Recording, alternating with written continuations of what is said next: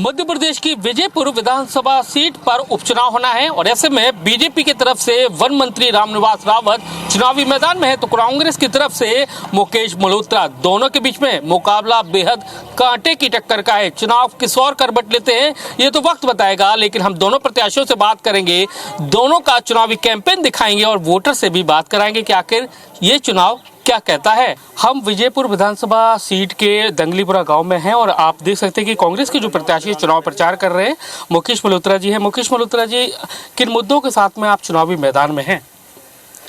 चुनावी मैदान में है भाई साहब, क्षेत्रीय समस्या है क्योंकि विजयपुर विधानसभा बहुत पिछड़ी हुई विधानसभा है। आज तक यहाँ पर कई सांसद विधायक रहे हैं, मंत्री रहे हैं, लेकिन विकास यहाँ का हुआ नहीं है।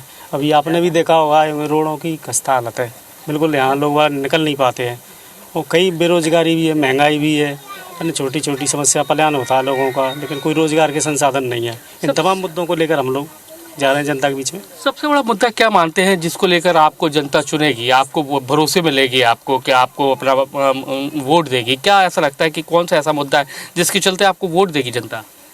मेन मुद्दा ये है, ये सड़कों का मुद्दा है। यहाँ पर इस विधानसभा पूरे में मतलब गड्ढे पड़े हुए, गाड़ी जाती नहीं, मोटरसाइकिल निकल नहीं पाती है, वो सबसे बड़ा मुद्दा है। दूसरा, यहाँ पर स्वास्थ्य समस्या भी बहुत बदतर है। यहाँ पर लोगों के लिए एम्बुलेंस नहीं मिल पाती, अच्छे अस्पताल नहीं है और बेरोजगारी की समस्या भी है। लोगों की छोटी छोटी कई समस्या है, जैसे बिजली की डीपी खराब हो जाती है, पानी हैंडपम्पों में मोटर नहीं डलती है समय पर, कई मुद्दे हैं। तो उसको लेके एक बार जनता चाह रही है कि नए प्रत्याशी को मौका दिया जाए। लेकिन आपका मुकाबला तो जो बीजेपी के सरकार में मंत्री हैं, वन मंत्री है रामनिवास रावत, उनसे तो कैसे जीतेंगे? क्या लगता है कि उनको क्यों नहीं चुनेगी, आपको जनता चुनेगी? क्योंकि वो लगातार पिछले 40 वर्षों से है ना, वो विधायक है, 6 बार उनको विधायक चुना है जनता ने और वोट भी दिए, मंत्री पहले भी रहे हैं, लेकिन कोई विकास हुआ नहीं। अच्छा। इसलिए जनता ने उनको नकार दिया। जनता इस बार कांग्रेस प्रत्याशी का चयन कर रही है पंजे पे। तो आप देख सकते हैं कि जो भी वोटर्स मिल जाता है तो उसके पैर भी छू लेते हैं। इस तरह से इनका जो कैंपेन है वो चल रहा है। कांग्रेस में एक लंबे समय तक रहे, लेकिन फिर एकदम से बीजेपी में आ गए, बीजेपी ने चुनावी मैदान में, तो क्या जनता कुछ सोचती है उनको लेकर इस बात? हाँ, जनता सोच रही है ना कि अपने फायदे के लिए उसमें गए हैं, क्योंकि अपनी दुकान बचानी थी, पेट्रोल पंप बचाना वो। अगर आप जीत जाते हैं तो क्या देने की कोशिश करेंगे जो विजयपुर में जाना जाए कि हाँ मुकेश मल्होत्रा जी ने ये करा? अगर हम जीतते हैं तो देखो, अभी तक जो विधायक फंड उन्हें दी जाती हैं उनको क्या किया है, जो अभी मौजूदा पिछले बार भी विधायक बने हैं, तो उस पर वो क्या परसेंटों पे उसको देते हैं चेक डेमो में और उसमें। लेकिन हम चेक डेमो में उसमें नहीं देंगे, हम सीधा लोग सामुदायिक भवन या जो भी सीसी वगैरह बनेंगी वो काम करेंगे, जनहित के काम करेंगे। चलो, तो आप देख सकते हैं ये मुकेश मल्होत्रा जी है, उनका चुनावी कैंपेन है वो चल रहा है, जनता के पास पहुंच रहे हैं, उन्होंने जीत का दावा किया है और उन्होंने कहा है कि सरकार भी कोशिशें कर रही है कि वो चुनाव हार जाएं, क्योंकि पूरी तरह से सभी लोग दल बल के साथ में लगे हुए। लेकिन उन्होंने कहा है कि जनता चाहती है कि मुकेश मल्होत्रा चुनाव जीते, लेकिन ये तो नतीजे बताएंगे कि कौन इस बार जीतता है। बीजेपुर विधानसभा सीट से बीजेपी के प्रत्याशी मंत्री सरकार में रामनिवास जी मैदान में हैं, जनता के बीच में पहुंच रहे हैं और जिस तरह से आप देख रहे हैं चुनावी सभा, उनका कैंपेन जारी है और इस बीच में लोगों से संवाद कर रहे हैं, उनकी परेशानियों को समझने की कोशिश कर रहे हैं। और आपको बता दें कि जैसा कि वो कांग्रेस से 6 बार के विधायक थे, लेकिन देखा उन्होंने कि उनके कार्यकाल में काम नहीं हो पा रहा, उन्होंने इसलिए बीजेपी के दाम। भाई साहब, किन मुद्दों के साथ में आप चुनावी मैदान में हैं? विकास के मुद्दे। क्या ऐसा हुआ जो आपने चुनाव आपकी वजह से हुआ, आपने जैसे कहा, लेकिन अब क्या सोच है, किस तरह से विकास? देखिए, अंदर की बात तो अलग है। चुनाव तो कांग्रेस की वजह से हुआ, जिन्होंने मेरा सम्मान नहीं किया। मेरा अधिकार बनता था, मैं 20 साल से विधानसभा चला रहा था, लगातार विधानसभा चलाई और विधानसभा मैं सबसे ज़्यादा सरकार को घेरने का काम किया तो रामनिवास ने किया। ये रिकॉर्ड उठा के देख सकते हो। तो उसके बाद भी जब नेता विपक्ष की बात आई तो दूसरे को बना दिया, अध्यक्ष की बात आई तो दूसरे को बना दिया। आखिर कब तक? और तीसरी अंतिम बात हुई लोकसभा टिकट की, भाई दूसरे को दे दिया, कम से कम बीजेपी वाले को तो नहीं देते। लेकिन कहा जा रहा है कि आपने क्षेत्र में विकास के काम नहीं हो रहे थे, आप विधायक जरूर थे लेकिन काम नहीं करवा रहे थे, क्या वजह ऐसी थी? भाई ये तो आप भी जानते हो कि सरकार को घेरोगे, सरकार के सामने उसे घेरने का काम करोगे तो वो लोग भी क्यों छोड़ेंगे हमें? तो काम नहीं हो पा रहे थे। भाजपा में सम्मिलित होने के तुरंत बाद हमारी चैंटी खेरा सिंचाई परियोजना के लिए पैसा रिलीज हो गया, 450-500 करोड़ की योजना वो है। नई योजना स्वीकृत कर दी, लोड़ी के नाला, वो भी 90-100 करोड़ की योजना वो है। एक डोकर का तालाब वो भी स्वीकृत कर दिया। 15 से 20 तक रोड स्वीकृत कर दिए। तहसील मुख्यालय बीरपुर और करहाल को नगर पंचायत घोषित करने की घोषणा कर दी और अन्य कई घोषणाएं उन्होंने रोड आदि बनाने की हैं। तो इस तरह से लगभग 1000 करोड़ रुपए की राशि मेरे बीजेपी में पहुंचने के बाद इस क्षेत्र को मिल चुकी है और मुझे मंत्री पद दिया गया है। मैं भी अपने विभाग से डेवलपमेंट के कार्य करने की। तो लगता है कि ये सब बातें देखकर जनता वोटर्स फिर से आप पे भरोसा करेगा? जनता अगर भरोसा नहीं करती तो 6 बार नहीं चुन पाता। जनता को मुझ पर भरोसा है, जनता को मेरे ऊपर विश्वास है कि मैं कोई गलत काम नहीं करता और मेरे जनता हमेशा मेरे साथ खड़ी रही है। जनता ने कभी मुझे छोड़ा नहीं और मैंने कभी जनता को नहीं। लेकिन कांग्रेस कहती है कि अगर क्षेत्र पिछड़ा है, अगर क्षेत्र में काम नहीं हो रहे, आप तो विधायक थे, आपके कार्यकाल में आप करा सकते थे। नहीं, विधायक की हैसियत से जितने काम करा सकता था अधिकतम उतने काम मैंने कराए। अगर मेरे यहाँ विधायक की हैसियत से कहोगे PMGSY से कि रोडों की बात करोगे तो सबसे ज़्यादा रोड PMGSY के इस विजयपुर विधानसभा क्षेत्र में। वो एक ऐसी योजना थी जो केंद्र सरकार से स्वीकृत होकर आती थी और राज्य सरकार की योजना छोटे छोटे रोड जो PMGSY से नहीं बन सकते थे उन्हें राज्य सरकार से बनवाना था। राज्य सरकार का भी भाव नहीं देती। अगर जनता फिर से आशीर्वाद देती है तो विजयपुर में क्या करने की कोशिश रहेगी जो फिर से लैंडमार्क हो आपका? विजयपुर में जनता के लिए जो भी कर सकता हूँ वो करने का प्रयास करूँगा। सिंचाई के लिए जो भी क्षेत्र बचेगा उसके लिए मैं सिंचाई योजनाएं बनवाकर उनके खेतों तक पानी पहुँचवाने का काम करूँगा। ये मेरे प्रथम उसमें है। लेकिन लोग यहाँ के वोटर्स कहते हैं आज भी यहाँ पर हॉस्पिटल को लेकर बड़ी दिक्कत है, शिक्षा नहीं है, बहुत सारी चीज़ें, अभी भी पलायन कर रहे हैं लोग, कुपोषण का शिकार है। तो कैसे निपटेंगे इन सब चीज़ों से? देखिए, इस मामले में अगर कहोगे तो कुपोषण का मामला मैंने बार बार उठाकर इसकी ओर लोगों का ध्यान आकर्षित कराया।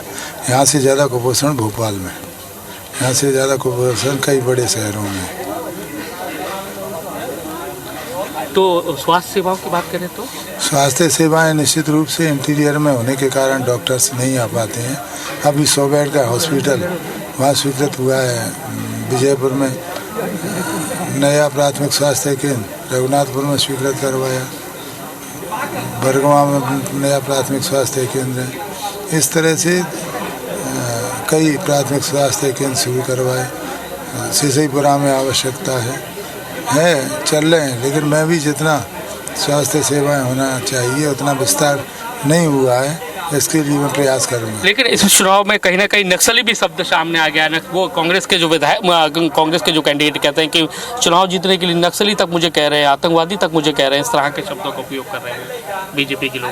ये मैं समझता हूँ हमारी तरफ से तो नहीं कहा गया। अगर क्षेत्र की जनता कहती है तो इसमें गलत क्या है, हमारे किसी व्यक्ति की तरफ से नहीं कहा। कांग्रेस से लगातार 6 बार से जीत रहे हैं, वो कांग्रेस में है, तो अभी भी लोग गलतफहमी में तो नहीं है? आपने भले ही बीजेपी का दामन थाम लिया लेकिन लोग समझ रहे हैं कि नहीं।